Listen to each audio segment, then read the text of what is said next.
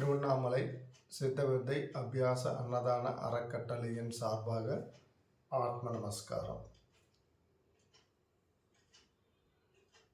April மாதம் பௌர்ணமி தின விழாவை முன்னிட்டு 1/4/2026 2/4/2026 ஆகிய 2 தினங்கள் பௌர்ணமி விழா ஆசிரமத்தில் நடைபெற்றது.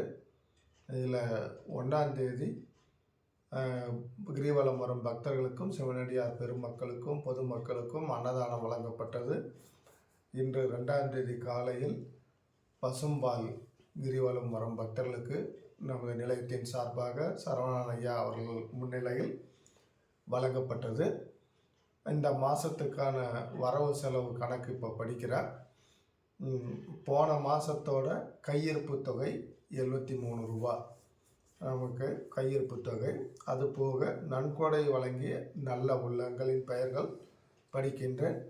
முரளிதரன் பெங்களூர் 5000 ரூபாய், சதீஷ்குமார் தஞ்சாவூர் 5000 ரூபாய், கோட்டீஸ்வரன் அரக்கோணம் 2000 ரூபாய், சுமதி லீலாவதி சென்னை 1000 ரூபாய், சக்திவேல் துபாய் 2600 ரூபாய், Srinivasan Kelambakkam and Malini family USA Rajababu ஐயா மூலியமாக வந்த தொகை 8000 ரூபாய், நாராயணன் திருவண்ணாமலை 500 ரூபாய், மாணிக்கம் சென்னை 1001 ரூபாய், லக்ஷ்மி சென்னை 500 ரூபாய்,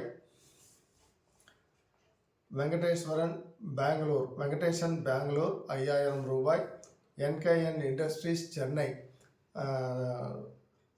நரேந்திரன் சரவணன் ஐயாவோட மூத்த மகன் 3500 ரூபாய், எஸ் தாமோதரன் சென்னை சரவணன் ஐயாவோட இளைய மகன் 2250 ரூபாய். ஆக மொத்தம் இந்த மாதம் நன்கொடையாக பெற்ற தொகை 36,424 ரூபா. 36,424. இதுலேருந்து நம்ம இந்த மாதம் செலவு பண்ண தொகை ஆசிரம வாடகை, சமையல்காரருக்கான கூலி, அரிசி பருப்பு வாங்கிறது, மளிகை சாமானும் எல்லாமே இதில் அடக்கம்.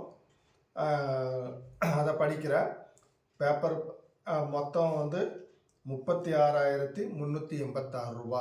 இதோட டீட்டெயில்ஸ் வேணும் என்னென்ன அந்த 36,000 ரூபாய்க்கு 36,386 ரூபாய்க்கு என்ன செலவினங்கள் யாருன்னா பார்க்கணுன்னா இந்த வரவு செலவு நோட்டு கணக்கை எடுத்து பார்த்துக்கலாம். இந்த 36,424 ரூபா டொனேஷன் வந்த தொகையிலிருந்து 36,386 ரூபா கழிச்சா இந்த மாதம் கையிருப்பு தொகை 38 ரூபா நம்ம கையில் கையிருப்பு தொகை இருக்குது. இந்த மாதம் 2 பேர் தீட்சை வாங்கியிருக்காங்க.